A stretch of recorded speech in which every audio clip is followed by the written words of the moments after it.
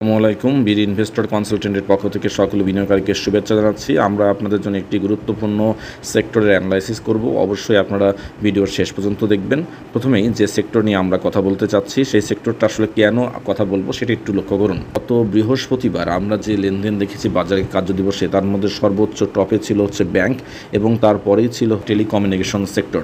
এখন একটা দেখার বিষয় হচ্ছে টেলিকমিউনিকেশন সেক্টরটা অত্যন্ত গুরুত্বপূর্ণ এখানে এই কারণে যে মাত্র 4টি শেয়ার কিন্তু প্রায় 14% সেখানে বিনিয়োগ হয়েছে। চলুন আমরা দেখে আসি টেলিকমিউনিকেশনের সেক্টরগুলোর আসলে যে শেয়ারগুলো রয়েছে সেই শেয়ারগুলোর অ্যানালাইসিস। প্রথমেই আমরা যেটা বলবো, আমরা টেলিকমিউনিকেশনের 4টি যে শেয়ারগুলো রয়েছে তার মধ্যে 4টি শেয়ার রয়েছে।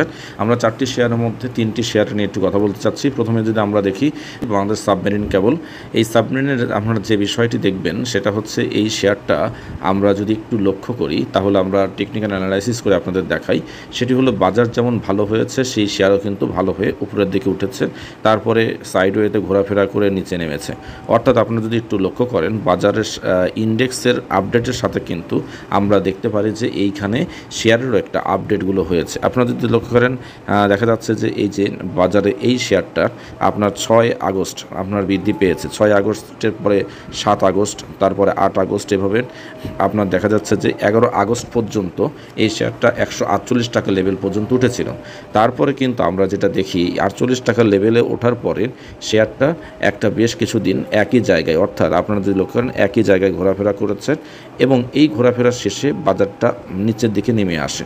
নিচের দিকে নেমে এসে যে ঘটনাটা ঘটে সেটা হচ্ছে আপনার 124 টাকার লেভেলে চলে আসে এবং 24 টাকার লেভেল থেকে আবার বেড়ে গতকালকে যে ক্যান্ডেলটা তৈরি করেছে সেই ক্যান্ডেলের অনুযায়ী আমরা দেখতে পাচ্ছি এটা 128 টাকায় তার দিন শেষ করেছে। এখন একটা দেখার বিষয়, এখানে কিন্তু আমরা আরেকটা জিনিস দেখতে পাচ্ছি, সেটা হচ্ছে নিচে আপনারা যদি দেখেন সেটা হলো ভলিউমের পরিমাণটাও বেড়েছে। এটা কিন্তু যখন সাইডওয়েতে ঘোরাফেরা করছিল তখন ভলিউম কম ছিল, বাট গত দিন অর্থাৎ গত বৃহস্পতিবারে কিন্তু ভলিউমও বেড়েছে।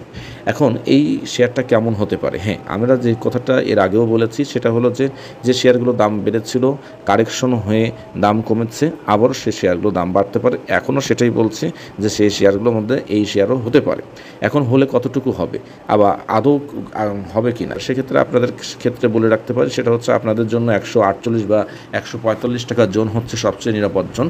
এই পর্যন্ত আবার দাম বাড়ার সম্ভাবনা রয়েছে, এটা সেফলি দাম বাড়ার সম্ভাবনা রয়েছে, তবে নির্ভর করছে ভলিউম কতটুকু হবে। আবার এটা একটা বিষয়, আবার এরকম যে হবে এমনটি নাও হতে পারে, কারণ হচ্ছে যেটুকু বেড়েছে সেখান থেকে একটা শর্ট কারেকশন আবার নিচের দিকে যেতে পারে।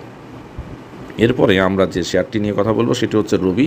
আপনারা যদি একটু লক্ষ্য করেন রবি কোম্পানিতে কিন্তু বেশ ভালো বিনিয়োগ হয়েছে, আপনারা দেখতে পাচ্ছেন এখানে ভালো ট্রেড হয়েছে, ভালো বিনিয়োগ হয়েছে। রবি কোম্পানি নিয়ে আমরা একটু দেখার চেষ্টা করি।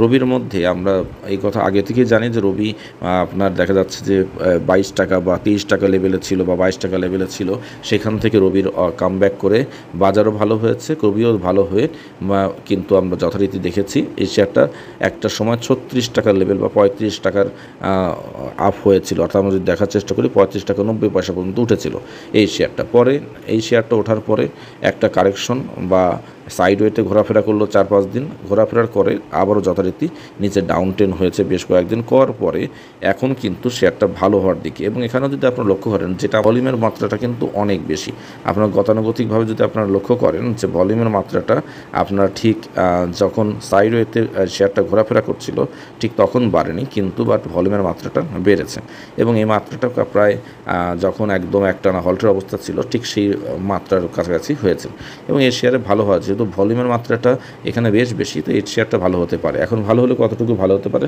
সেক্ষেত্রে আপনাদেরকে বলবো সেটি হচ্ছে এর নিকটতম রেজিস্ট্যান্স বা সবচেয়ে নিরাপদ যদি বলি 35 টাকা লেভেল পর্যন্ত ভালো হতে পারে, তবে এখানেও ভালো না হয়ে আবারও একটা শর্ট কারেকশন হয়ে নিচে নামতে পারে বা আবার নেমে দেখা যাচ্ছে যে 23 টাকা 22 টাকা লেভেল যেতে পারে, কিন্তু এখানে যাওয়ার সম্ভাবনাটা খুব কম, বৃদ্ধি পাওয়ার সম্ভাবনাটা বেশি। কারণ বাজার নিয়ে পজিটিভ যে বিষয়টি সেটি হচ্ছে বাজারের অনেক বাজার নয় সারা বাংলাদেশেরই একটা কারেকশন রিভিশন চলছে, মানে সংশোধনের বিষয়টি চলছে, দুর্নীতি দমনের জন্য বিষয়টি চলছে, বিভিন্ন বৈষম্য বিরোধী আন্দোলন চলছে এবং এই কারণে আমরাও আশাবাদী যে বাংলাদেশের শেয়ার মার্কেটের যে সাধারণ বিনিয়োগকারীরা যে বৈষম্যের শিকার, বিশেষ করে গেমলার পার্টি, মেকানিজম পার্টি, তাদের যে কারসাজির কারণে ব্যাপকভাবে বৈষম্যের শিকার হয় মুনাফা থেকে, সেই বৈষম্য শিকার হওয়া সাধারণ বিনিয়োগকারী তাদের জন্য সুদিন আসছে বা সেটা চলমান আছে, ধারাবাহিকতা আছে।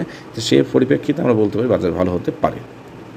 এবার আসুন গ্রামীণ ফোন নিয়ে যদি কথা বলি, বরাবরের মধ্যেই বলতে হয় গ্রামীণ ফোনের ভলিউমের পরিমাণটা অত্যন্ত চমৎকার ছিল।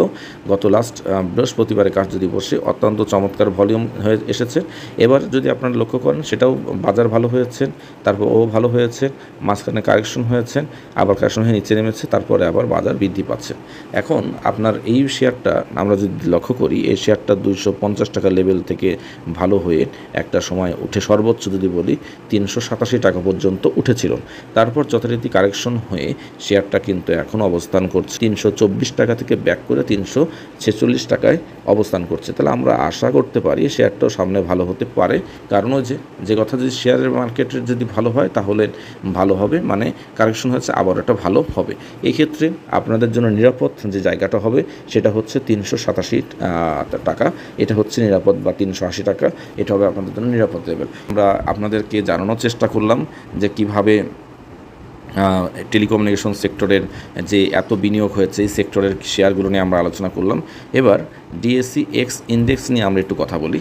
মাথায় রাখবেন শেয়ার বাজার যদি ভালো হয় তাহলে আপনার ইন্ডেক্সটা ভালো হতে হবে। ফার্স্ট কথা হচ্ছে এইটা, আপনি যে শেয়ারগুলো নিয়ে আমরা কথা বললাম বা সেক্টর নিয়ে কথা বললাম, সেক্ষেত্রে আপনাদের মাথায় রাখতে হবে আগামী রবিবার থেকে বাজারে ইন্ডেক্সটা কেমন আছে। ইন্ডেক্সটা যদি আপনার হচ্ছে পজিটিভ থাকে তাহলে আপনি একটা ভালো বিষয় পাবেন যে যেগুলো কারেকশন হয়েছে শেয়ারগুলো, সেই কারেকশনকৃত শেয়ারগুলো আবারও ভালো হবে। আর যদি ইন্ডেক্সটি পজিটিভ না থাকে, ইন্ডেক্স যদি একটা মানে আবারও একই ওয়েতে ঘোরাফেরা করে বা একটু বাড়ছে কমছে তাহলে বা কমছে, সেক্ষেত্রে আপনি মনে রাখবেন শেয়ারগুলো আরও কিছুটা পরে বাড়তে পারে। তবে আমরা আশাবাদী সেটি হলো যে কারেকশন সংখ্যাটা বেশ হয়েছে, অনেকটা কারেকশন হয়েছে। আর আরেকটা ব্যাপার হচ্ছে এই কারেকশনটা লেন্দি হওয়ার কারণটা একটু বলি।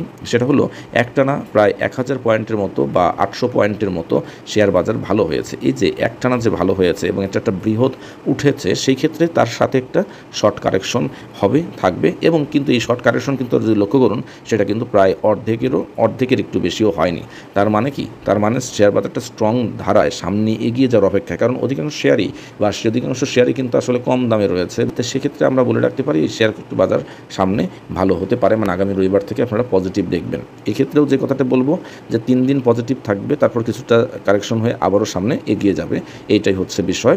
3 দিন মানে ধরেন আপনার রবিবার, সোমবার, মঙ্গলবার বাড়লো, বুধবার, বৃহস্পতিবার একটু কারেকশন হবে, আবার সামনের দিকে একটা বাড়তে পারে। তবে এখানে একটা জিনিস আপনার মাথায় রাখবেন, এখানে একটা রেজিস্ট্যান্স বা বাধা বলতে যেটা আমরা বুঝবো, মানে শেয়ার মার্কেট বাড়লে কতটুকু বাড়বে, সেক্ষেত্রে আপনাদেরকে একটা বিষয় বলতে পারি 6000 পয়েন্ট পর্যন্ত আবারও শেয়ার বাজার বাড়তে পারে। অর্থাৎ আপনি এই ধাক্কায় আর একটি কারেকশন আসার পূর্বে আরও 300 পয়েন্টের মতো পজিটিভ হতে পারে, বা তার একটু বেশিও হতে পারে, 500 পয়েন্ট হতে পারে, কিন্তু সেটা কথা না। কারেকশন আসার আগে এইটুকু বাড়ার সম্ভাবনা রয়েছে, বা 300 পয়েন্ট মিনিমাম বাড়ার সম্ভাবনা রয়েছে, বা নাও বাড়তে পারে। শেয়ার বাজারে শেষ বলে কথা বলে কিছু নেই। তো যাই হোক, জেনে বুঝে বিনিয়োগ করুন এবং আপনারা বিডি ইনভেস্টর কনসালটেন্টের সঙ্গে থাকুন। শেষ করছি আজকের মতো। আসসালামু আলাইকুম।